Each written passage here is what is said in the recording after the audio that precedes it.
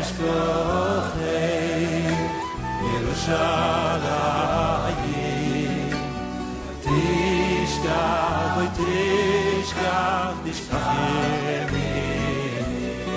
Be'ezrat Hashem, dans ce cours sur Parashat Bo, ça tombe juste avec une question qui m'a été posée sur le cours précédent et auquel Be'ezrat Hashem va être, dans ce cours-là, va se retrouver la réponse à la question qui a été posée, que je expliquerai pendant le cours. Et donc ça convient tout à fait avec le sujet que je voulais aborder de toute façon dans ce cours et dans lequel on pourra répondre à la question qui a été posée.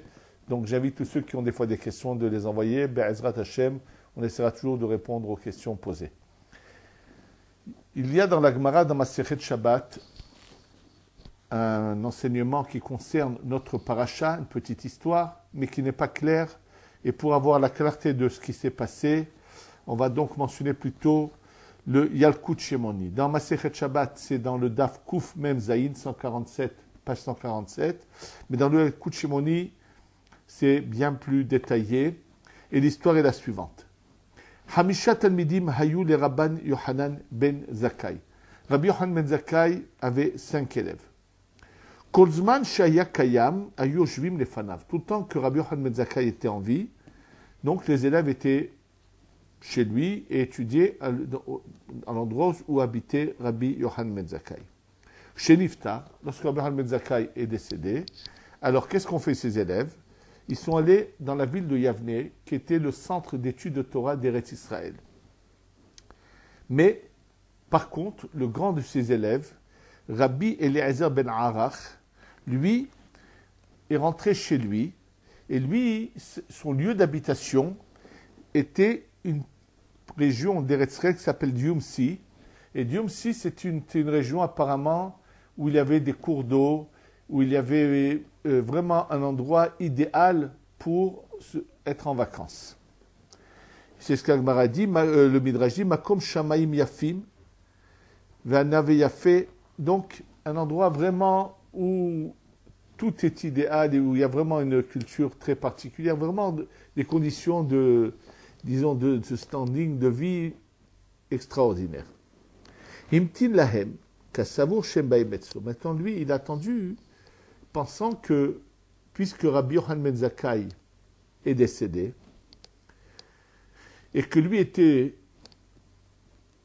le plus grand de ses élèves, que les autres élèves allaient venir chez lui où il habitait, puisque lui s'est exilé pour aller étudier chez Rabbi Yohanan ben Zakkai. C'était comme ça que ça se passait avant, c'est que les gens quittaient leur maison même pour des mois pour aller étudier la Torah, donc ils pensaient qu'eux en feraient autant. Finalement, voyant qu'eux ne venaient pas, donc il a décidé d'aller les rejoindre. Il s'est renseigné qu'ils étaient à Yavne. Et donc, quand il a voulu s'en aller, sa femme ne l'a pas laissé. Elle lui a dit, dis-moi, qui a besoin de qui? Eux ont besoin de toi? Alors, si tu vas venir, elle lui a dit, donné comme exemple, dis-moi, qui va vers qui? Le pain vers les rats ou les rats vers le pain? C'est les rats qui vont vers le pain, c'est ceux qui ont besoin de... Et donc, il a accepté son argument et il est resté dans sa ville où la vie était une vie plutôt de loisir qu'une vie de labeur. Et petit à petit, apparemment, il s'est passé quelque chose où il n'a plus été dans la même ambiance d'études de Torah et il a complètement oublié toute son étude.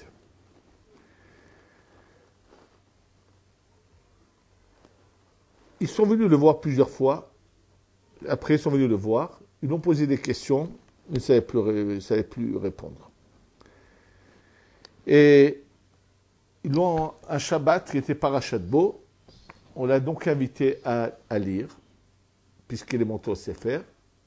Et le passage qu'il devait lire, c'est le passage qui est mentionné dans cette paracha, qui est lorsque Dieu annonce à Moshe, puisque les 10 plaies vont être finis, une nouvelle ère va commencer, et il lui dit « Ahodesh hazeh lachem rosh chodashim ». Ce mois va être pour vous le premier des mois. « Ahodesh hazeh lachem rosh chodashim ». Et en se levant lire ce passage, donc au lieu de dire « Ahodesh », le Dalet et le Resh se ressemblent, il a lu, au lieu de dire Achodesh, il a lu Ha-Heresh. Au lieu de lire Hazé, il a lu Haya. Donc, Hazé, c'est Aleph. Et He, Zayin. He, lui, il a lu He, Yud, He, Haya. Et Lachem, il a lu, au lieu de Chaf, Bet, Libam. Qui veut dire, leur cœur était Heresh, comme quelqu'un qui n'entend rien, qui ne comprend rien. C'est-à-dire qu'un verset de la Torah, il a lu de travers. Et, naturellement, ça a beaucoup peiné les Chachamim, les sages de l'époque, jusqu'à qu'ils ont prié pour lui, pour que la Torah lui revienne. Et bien sûr, il a compris l'enseignement du ciel, qu'il avait eu tort dans ce cas précis d'avoir écouté ce que sa femme lui avait dit et qu'il devait repartir dans un lieu de Torah. Ce qu'il faut essayer de comprendre, que c'est vrai qu'au ciel, on a voulu le réveiller, l'inciter à ouvrir les yeux, à comprendre qu'il avait fait fausse route. Mais pourquoi ça s'est passé juste par rapport à ce verset-là? C'est-à-dire qu'il y a une relation avec cela. Alors pour comprendre la relation, il va falloir comprendre certaines choses et justement en les comprenant, on va donc répondre à ce qui a été posé comme question. Nous savons que la création de ce monde, c'est-à-dire de ce cycle dans lequel nous vivons, des passages, des parcelles de lumière se sont répandues un peu partout. Et la question que pose le Béné Yissachar sur le Chodesh Adar, il dit, nous savons que tout ce qu'il vit, tout ce qui est vivant, est parce qu'il y a en lui une parcelle de lumière divine qui lui donne cette vie. Sinon, il ne serait pas vivant. Et donc nous, quand nous devons faire des mitzvot, nous avons des commandements à respecter dans la Torah, c'est en fait la marche à suivre pour faire ce tri, c'est-à-dire que dans tout, il y a des parcelles de lumière qu'on va retirer de ces choses-là et qu'on va faire monter vers le haut. Dans ce cas, comment se fait-il qu'il y a des aliments qui nous sont interdits? Puisque ces aliments-là, leur vie provient des parcelles de lumière. Donc, s'il y a des parcelles de lumière, pourquoi nous n'allons pas les chercher et nous ne les faisons pas monter vers le haut? Et donc, je donne le résumé de ce que nous explique le Béné Yissachar.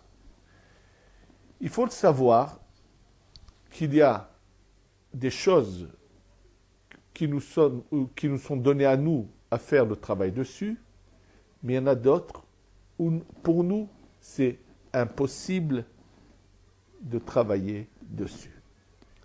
Tout ce que la Torah a interdit, c'est la lumière qui fait vivre ce qu'on appelle les 3 niveaux de Klippa, c'est-à-dire les 3 emplacements de mal. Dans la vision du Yecheskel, son âme veut monter vers le haut, elle doit passer par 4 niveaux de, entre guillemets, ténèbres, 4 niveaux de mal. Mais le plus proche, il y a ce qu'on appelle Klippat Noga, et les autres, il y a Eshbit Lakacha, des feux, on parle de feux terribles. En fait, dans ces 4 niveaux-là, le niveau qui est le plus proche de nous, et c'est le niveau qui est à moitié entre le bien et le mal, duquel il est possible de prendre le bien et de sortir du mal. Mais les 3 niveaux qui sont au-delà de ce niveau-là, nous ne pouvons pas agir dessus. Et celui qui ira manger un aliment qui est interdit ne pourra rien faire avec de bien. C'est-à-dire que même lorsqu'on mange des aliments qui nous sont permis, il ne faut pas les manger parce qu'on a envie, c'est bon et on veut se remplir le ventre, pas du tout. Mais il faut, si on pense avant de consommer son repas, que maintenant je vais donc me nourrir pour avoir la force pour servir Hachem, servir Dieu, par cette pensée que j'ai, cela va faire que je vais prendre les parcelles de lumière qui sont dans ces aliments et les faire monter à leur place. Bien sûr, il y a des conditions à cela, c'est de prononcer avant la consommation de ces aliments les bénédictions nécessaires avant et après. Et bien sûr, de manger strictement kasher. Donc, dans ce qui est kasher, c'est vrai, mais il faut quand même penser. Et si je n'ai pas pensé à cela, alors je n'ai pas aidé ces parcelles de lumière à monter, malheureusement. C'est-à-dire, où j'aurais pu agir, je n'ai pas agi. Si je m'en rends compte quand même après coup, je me dis, tiens, j'ai de la force maintenant, j'ai mangé, alors j'ai profité pour mieux servir Dieu, je peux récupérer des choses. Mais quand ce n'est pas le cas, c'est dommage. On aura utilisé notre bouche et notre corps pour rien. Et de là, il y a un enseignement qui est clair, que sans raison valable, on ne va pas aller juste dans un restaurant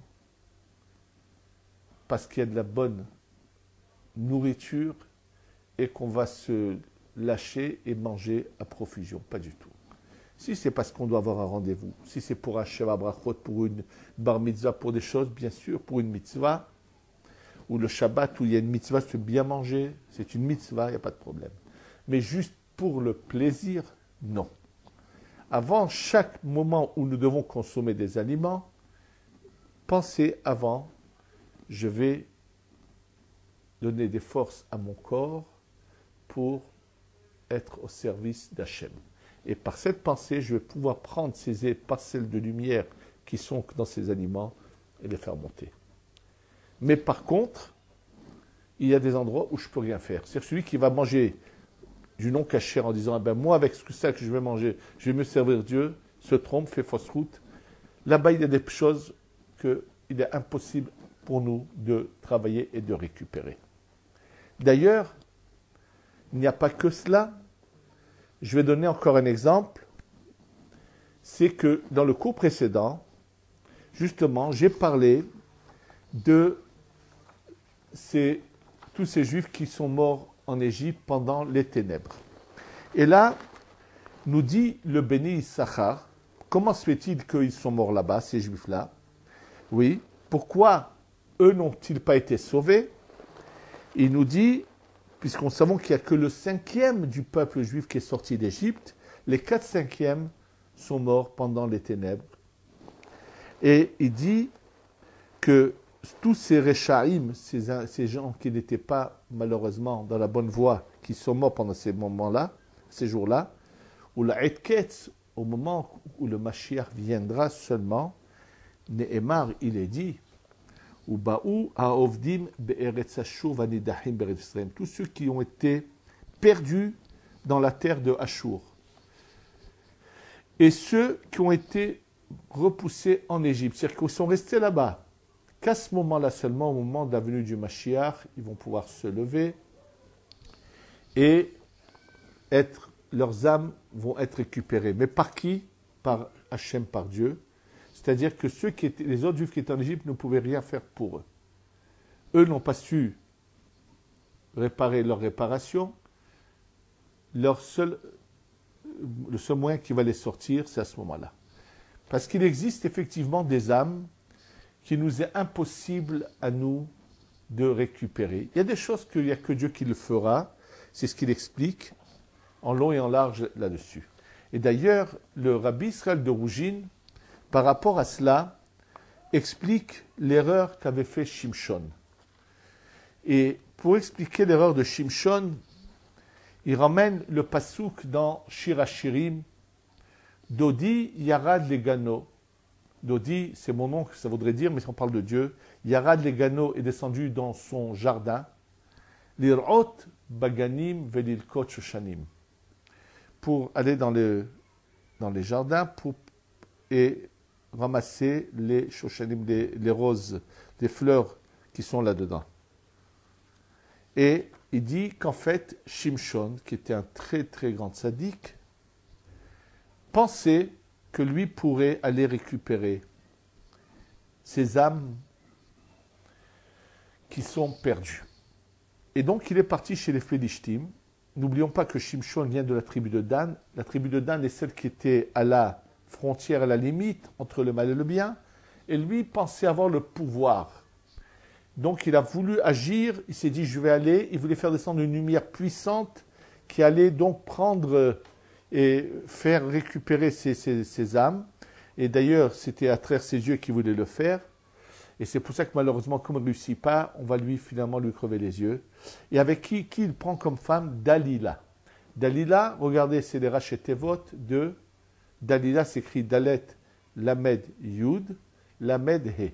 Ce sont les premières lettres du Pasuk, Dodi, Yarad, Legano, La'arugot, Habosem. Dalila, ce sont les Rachetevot de ce Pasuk, pour dire que ce que Dieu va lui récupérer des âmes, qu'il n'y a que lui qui pourrait récupérer. Lui, Shimshon, a voulu les récupérer et n'a pas réussi. C'est-à-dire qu'il y a des choses qui vont être uniquement faites par Hachem. En tous les cas, ce qu'on apprend de là, c'est que ceux qui ont été perdus en Égypte, le Béni Sachar nous enseigne qu'eux sont récupérables.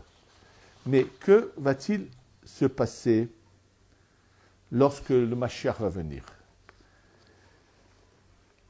Je voudrais d'abord vous dire que lorsque le Mashiach va venir, le Midrash Tanchuma, sur Parashat Bo, Perek Dalet, 4e chapitre, nous dit, de la même manière que Hachem a emmené 10 plaies en Égypte, il emmènera des plaies semblables sur les nations du monde. Chaque plaie ressemblera à une des plaies d'Égypte. C'est-à-dire qu'il commencera de la même manière que là-bas c'est le sang, que l'eau du Nil est devenue du sang, il y aura quelque chose de semblable qui va se passer. Et le Midrash explique comment des plaies semblables à celles qui ont eu lieu en Égypte vont venir sur tous nos ennemis, tous ceux qui ont fait du mal. Donc, c'est par rapport à la question qu'on vient de poser, quelles seraient les plaies que Dieu emmènera? Est-ce qu'il y en aura dans le même esprit 10 qui seront à l'encontre des 10 plaies d'Égypte se passeront? Mais un point très intéressant par rapport à la mort de ceux qui sont morts pendant les ténèbres, c'est dans le Zohar, 2e volume, page 7, au deuxième versant de la page. Zohar Halek Bet, Davzen Amoud Bet. Je vais vous lire les mots et vous les traduire. Malka Meshiha, Yiteda Bechol Alma. Au moment où le roi de Mashiach donc, va finalement se révéler dans le monde entier, là-bas il est raconté toutes les péripéties jusqu'à cette révélation totale du Mashiach. Bechol Malchin de Alma, Yitagun Leit Habbera Lagaha Karavabe. Et tous les dirigeants du monde vont s'unir et se réunir pour carrément sortir en guerre contre l'État d'Israël ou à la tête duquel il y aura le Mashiach. Et écoutez, ce qui est très intéressant dans le Zohar nous dit Vekama mi peritse Yehudain yithapru lehadara legobayu. Et combien de mauvais juifs, pritzim, des gens qui auront fait sauter toutes les minimums qu'il faut. Et oui, les gauchistes sont mentionnés dans le Zohar, ceux qui préfèrent nos ennemis qu'à nous. Combien donc, dit le Zohar, de ces juifs-là vont se retourner contre nous et donc vont aller carrément chez nos ennemis, s'allier à eux parce qu'ils penseront qu'il faut détruire cette manière de vivre que le Mashiach vient d'importer en Eretz Israël, où tout le monde va commencer à suivre le chemin d'Hachem. Ils vont donc aller, même donner des conseils, et s'unir au peuple du monde pour nous combattre. Et alors que va faire Hachem? Keden yitrasher kol alma hamisha asre yomin. Il va y avoir des ténèbres dans le monde pendant 15 jours. Vesagi'in me'amma d'Israël yehon metin be'a'u chashocha. Et beaucoup, c'est ce que les mots du Zohar, du peuple d'Israël vont mourir pendant ces ténèbres.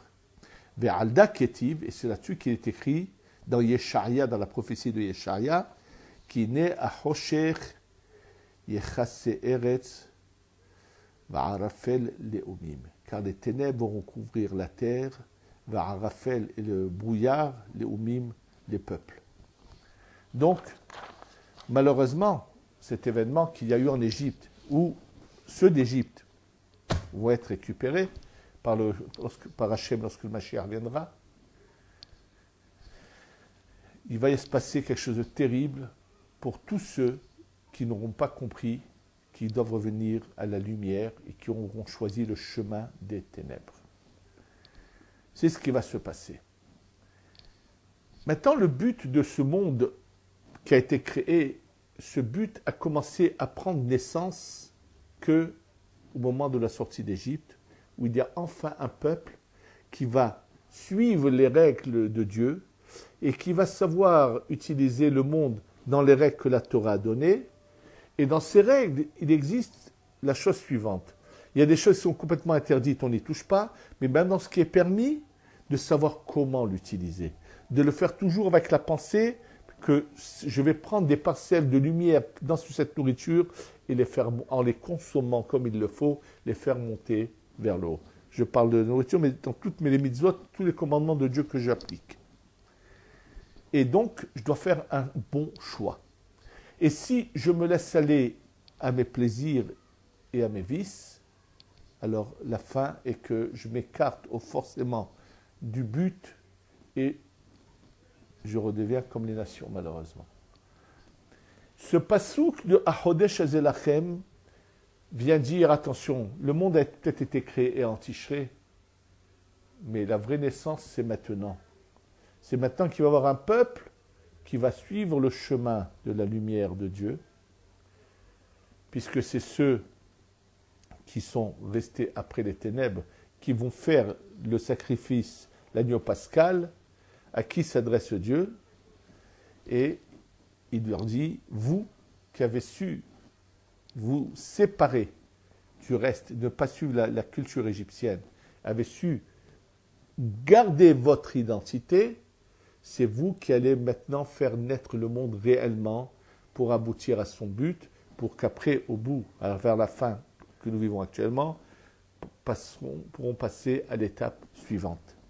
Et donc ce passouk, qui est le sens de la naissance du but du monde, qui est que dans ce qui est toléré, le faire pour le service de Dieu, lorsque Rabbi Elazar ben Arach, en écoutant sa femme, s'est laissé aller à l'environnement dans lequel il se trouvait, et n'est pas allé, même qu'il était en Eretz Israël, mais il n'est pas allé dans la ville où il y avait la Torah, alors c'est dans ce passouk-là, dans ce verset-là, qu'on a voulu qu'il fasse cette erreur, pour montrer qu'au lieu de Achodesh Azelachem, ce mois est pour vous un début, une tratchout, un renouveau, une nouvelle vie, un nouveau. Vous allez enfin arriver à la lumière.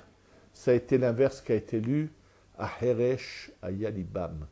Comme quelqu'un qui est sourd et muet, qui n'en comprend rien, qui va complètement dans les ténèbres, qui ne sait rien de ce qui se passe autour de lui. Et c'est là le message qui nous est donné. Et donc, il faut essayer de penser, et je pense que c'est l'occasion de prendre la décision d'examiner chacune de nos paroles, de nos actions, de tout ce que l'on fait, que tout soit d'abord réfléchi et pensé. Je vais le faire pour Hachem, pour Dieu, pour être à son service, pour arriver à mon but. Et Be'ezrat Hachem, Akadosh Baruch Hu, on ne s'imagine pas ce qui nous attend, ceux qui auront la chance de faire cela. Quelle merveille se passera-t-il quand le Mashiach viendra et qu'on ait la chance de ne pas être parmi ceux qui, malheureusement, vont disparaître pendant les 15 jours de ténèbres qui viendront pendant la venue du Mashiach pour malheureusement éliminer ceux qui n'auront pas mérité. Qu'Hachem nous guide dans la bonne voie et que nous soyons méritants tous. Amen ve Amen.